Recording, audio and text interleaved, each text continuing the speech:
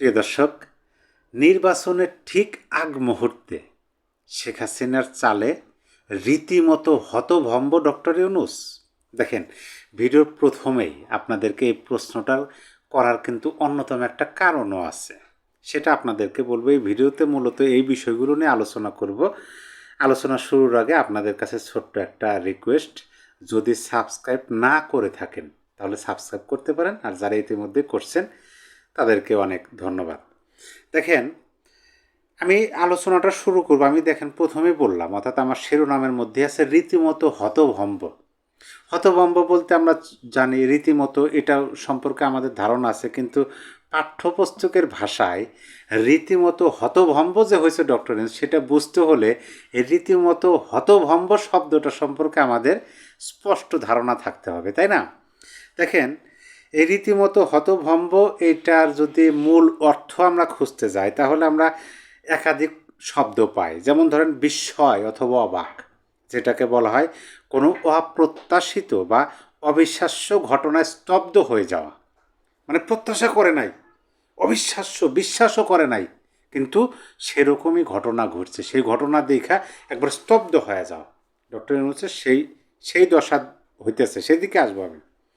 তারপরে বিমূঢ় বা কিংকর্তব্য বিমূঢ়, যেটা কি করা উচিত তা বুঝতে না পারা। এটা কিন্তু রীতিমতো হতভম্বের মধ্যেই, যে মানে অবিশ্বাস্য ঘটনা ঘটতেছে, অপ্রত্যাশিত ঘটনা ঘটতেছে। ঘটাতেছে কারা? আওয়ামী লীগ। ঘটাতেছে কে? শেখ হাসিনা। এখন সেগুলো দেখে কিংকর্তব্য বিমূঢ়, মানে কি করব সেটাও বুঝতে পারতেছে না। বিষয়গুলো দেখেন, খেয়াল করেন। তারপরে স্তম্ভিত। স্তম্ভিত বলতে ঘরের থামের মতো স্থির হয়ে দাঁড়িয়ে থাকা, একেবারে স্থির, কোনো নড়াচড়া নাই, ডানে বাই তাকাও না, একেবারে স্থির হয়ে দাঁড়িয়েছে, নড়াচড়া বন্ধ করে দেওয়া। দেখেন বর্তমান সরকারের দিকে একটু তাকান, এই যে রীতিমতো হতভম্বের এই অর্থগুলো বা বৈশিষ্ট্যগুলো তাদের মধ্যে দেখা যায় কিনা। আমি আর একটা মানে শব্দ বা বাক্যের একটু খণ্ডন বা বিশ্লেষণ করব, আলোচনা করব। সেটা হলো যে খেলা তো সবে শুরু। এই বিষয়টা সম্পর্কে আমরা কি বুঝি, কি জানি? দেখেন, খেলা তো সবে শুরু বলতে বোঝানো হয় যে কোনো একটি ঘটনা, পরিস্থিতি বা প্রক্রিয়া শুধুমাত্র প্রাথমিক পর্যায়ে চলছে। কোনো একটা ঘটনা, কোনো একটা পরিস্থিতি বা প্রক্রিয়ার শুধুমাত্র প্রাথমিক পর্যায়ে, মানে শুরু, প্রাথমিক প্রাথমিক পর্যায়ে চলতেছে, এবং এর মূল বা বিস্তারিত অংশ অর্থাৎ আসল চ্যালেঞ্জ, নাটকীয়তা বা ফলাফল এখনও আসেনি। এটি একটি ইঙ্গিত যে সামনে আরও অনেক কিছু ঘটতে পারে, যা পরিস্থিতিকে আরও জটিল বা আকর্ষণীয় করে তুলবে। দেখেন, উদাহরণ যদি দিই, উদাহরণ দিতে পারি, একটি রাজনৈতিক বিতর্কে কেউ যদি বলে সবে তো খেলা শুরু, আরও অনেক কিছু বাকি আছে, তার মানে হলো এখনকার আলোচনা বা বিতর্কটি কেবল সূচনা মাত্র, ভবিষ্যতে আরও অনেক বড় ধরনের পরিবর্তন বা ঘটনার সম্ভাবনা আছে। এখন আমি আপনাদেরকে দুইটা বিষয় বিস্তারিত একটু জানানোর চেষ্টা করলাম, এটা দরকার ছিল।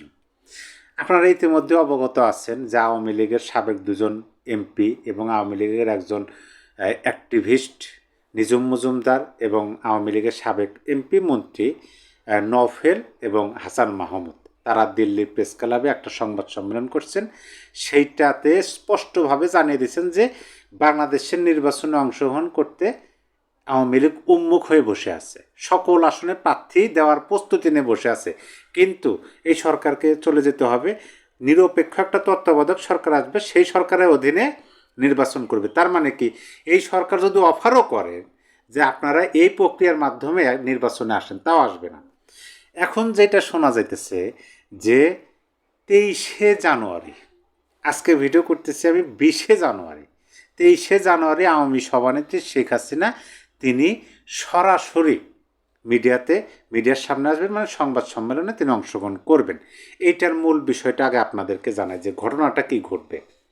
শেখ হাসিনা সশরীরে আসবেন না, তিনি কোনো ভার্চুয়াল ভিডিওতেও আসবেন না, তিনি অডিওতে যেভাবে বক্তব্য দেন, মানে শুধু তার কথা শোনা যায়, সেরকমভাবেই তিনি সংবাদ সম্মেলনে অংশগ্রহণ করবেন এবং তিনি বার্তা দেবেন, অডিও বার্তা। আর এই সিদ্ধান্তটা অন্তত আমার কাছে খুব ভালো লাগছে। এজন্য ভালো লাগছে, এখনই তো তার সামনে আসার দরকার নেই। কেন আসবেন? কারণ তার কথা, তার কণ্ঠস্বর শুনে যেভাবে দেখি অনেকের মধ্যে কম্পন তৈরি হয়ে যায়। অনেকে চিঠির উপর চিঠি দেয় যে দয়া করে তার কণ্ঠটা আপনারা একটু বন্ধ করার চেষ্টা করেন। সে যদি সামনে আসে কি হতে পারে? আমি চাই না। আমি চাই না যে সে সামনে আসুক। সে সামনে তখনই আসুক যখন জয়ের পতাকা উড়ানো যাবে। জয়ের পতাকা উড়বে। স্বাধীনতা, মুক্তিযুদ্ধ, সংবিধান, সার্বভৌমত্বের পতাকা যখন বাংলার মাটিতে উঠবে তখন যেন সামনে আসে। এটা আমার ব্যক্তিগত চাওয়া। সেই জন্য আমি তার এই কৌশলকে সাধুবাদ জানাই। এখন আসেন নির্বাচনের ঠিক আগ মুহূর্তে শেখ হাসিনার রাজনৈতিক চাল বুঝতে হবে। রাজনৈতিক চালের রীতিমতো হতভম্ব ডক্টর ইউনূস। আমি রীতিমতো হতভম্ব এটা বুঝাইছি, সবে মাত্র খেলা শুরু এটাও বুঝাইছি। এখন শেখ হাসিনার রাজনৈতিক চাল নির্বাচনের ঠিক আগ মুহূর্তে এই যে আওয়ামী লীগের সংবাদ সম্মেলনগুলো হইতেছে কোথায়? কোনো একটা ঘরের মধ্যে সাংবাদিকদেরকে টাকা পয়সা দিয়ে ডেকে নিয়ে এসে সংবাদ সম্মেলন করতেছেন? না, মানবাধিকার সংস্থার তত্ত্বাবধানে অনুষ্ঠিত সংবাদ সম্মেলনে জাতীয় প্রেস ক্লাবে আওয়ামী লীগের মন্ত্রীদের আমন্ত্রণ করে নিয়ে যাওয়া হইতেছে এবং সেইখানে তারা সাংবাদিকদের প্রশ্নের উত্তর দিতেছেন। বিষয়টা বোঝার চেষ্টা করুন। আবার 23শে জানুয়ারি শেখ হাসিনা অডিও বার্তা দিবেন। তাহলে এইখানে কিন্তু কোনো প্রকার দ্বিধাদ্বন্দ্ব থাকা উচিত না যে এটা আওয়ামী লীগ অর্থ খরচ বা আওয়ামী লীগ দৌড়ঝাঁপের মাধ্যমে এগুলো করতেছে না। এগুলা তারা স্বাচ্ছন্দ্যের সাথে করতেছে। সহযোগিতা কাদের? আন্তর্জাতিক মানবাধিকার সংস্থাগুলো এবং সহযোগিতা তারা যে দেশে অবস্থান করতেছে সেই দেশে। নিঃসন্দেহে যদি ভারতের এখানে নীরব সম্মতি না থাকে তাহলে ভারতে বসে বাংলাদেশের রাজনীতিক কর্মকাণ্ড বা পরিচালনার জন্য বা রাজনৈতিক সংবাদ সম্মেলন করবেন, সেইটা কি হতে পারে? হতে পারে না। এখন ডক্টর ইউনূস তিনি তো আশা করছিলেন যে হ্যাঁ, যেহেতু আমরা বারবার চিঠি দিছি, এমনকি আন্তর্জাতিক অপরাধ ট্রাইব্যুনাল থেকে শেখ হাসিনার বিরুদ্ধে যখন সর্বোচ্চ শাস্তির রায় ঘোষণা করা হলো তারপরেও কিন্তু ডক্টর ইউনূস ভারত বরাবর একটা চিঠি দিয়েছিলেন। যদিও আমরা দেখতেছি যে তার চিঠি কোনোভাবে আমলে নিতেছেন না এবং দুই একটা চিঠির যাই উত্তর দিতেছেন ভারতের পররাষ্ট্র মন্ত্রণালয়ের পক্ষ থেকে।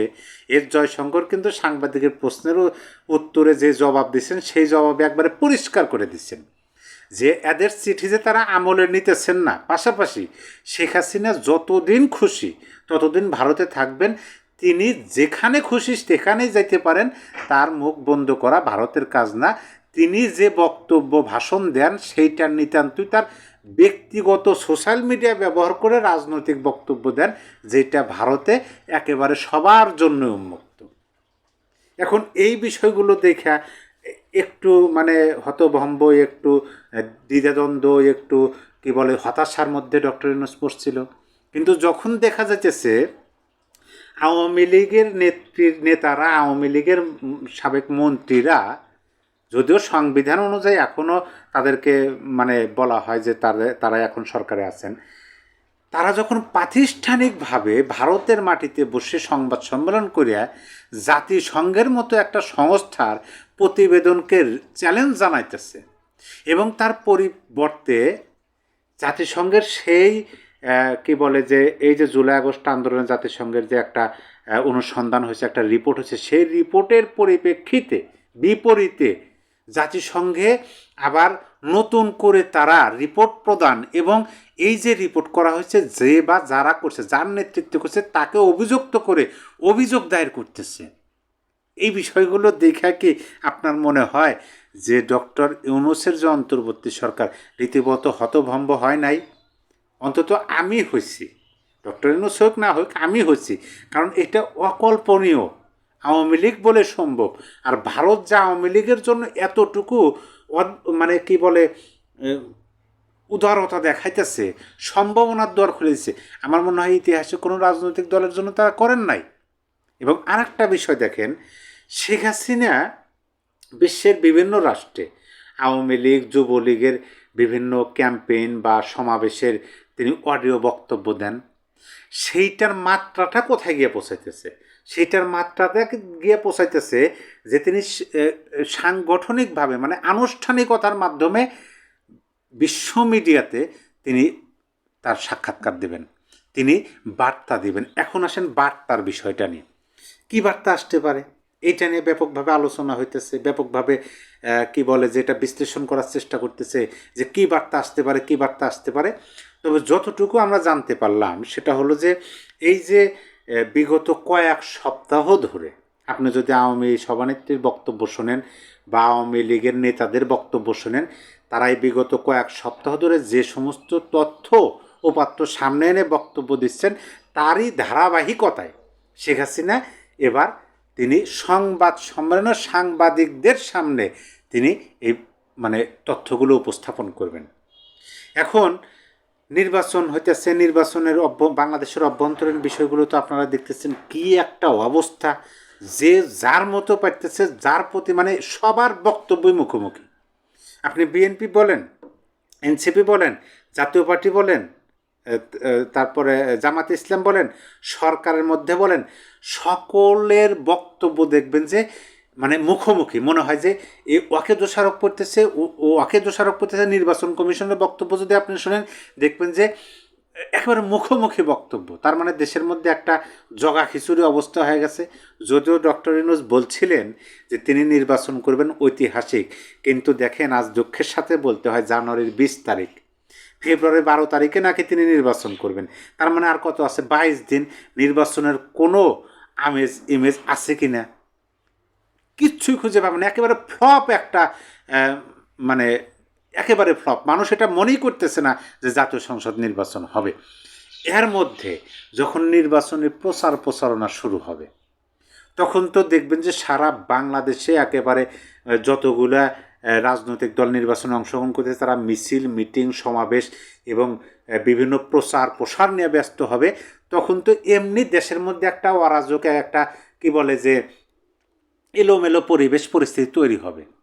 ঠিক সেই মুহূর্তে শেখ হাসিনা এই যে 23শে জানুয়ারি তিনি যদি রাজনৈতিক কোনো কর্মসূচি দেন খুবই জোরালোভাবে, এবং সেই কর্মসূচি যদি আওয়ামী লীগের নেতারা যারা দেশের মধ্যে আছেন বা বাইরে আছেন সকল কিছু মিলে তারা যদি রাজপথে একটু শক্তিশালীভাবে সেই কর্মসূচিগুলো পালন করতে চায়, তখন ডক্টর ইউনূসের প্রশাসনের পক্ষে এই সকল কিছু কন্ট্রোল করা, পরিস্থিতি স্বাভাবিক রাখা সম্ভব হবে বলে আপনার মনে হয়?